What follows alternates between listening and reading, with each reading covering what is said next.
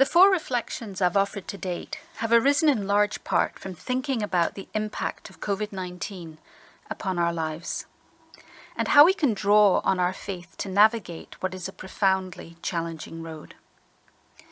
And now here we are, in the midst of lockdown at Easter Sunday.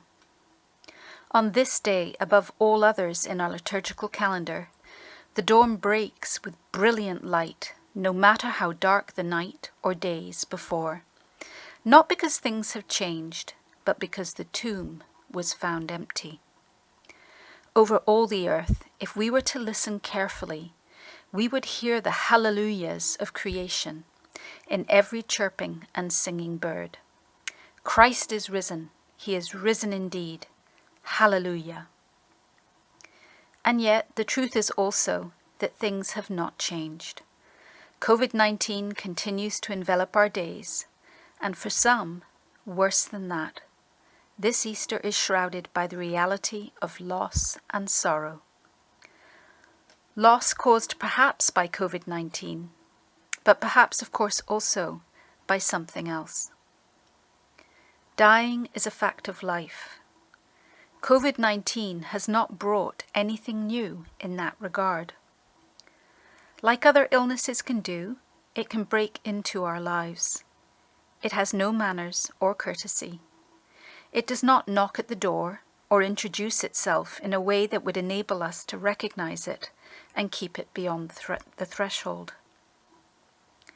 Instead, it's an intruder, and those who develop COVID-19 discover that it took up residence a couple of weeks earlier, and although uninvited, has since made itself thoroughly at home. How rude. But even now, even as this threat continues to hang over us, another unexpected guest can arrive. Joy. However, it does not break in, it breaks out. It breaks out of the darkness of the tomb, and it does not come to take, but to give.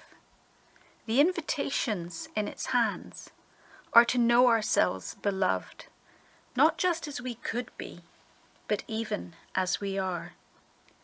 To life in abundance, not at some other time, but now. To an experience of true freedom, even as we may know practical constraint. To hope, even as the world would suggest despair.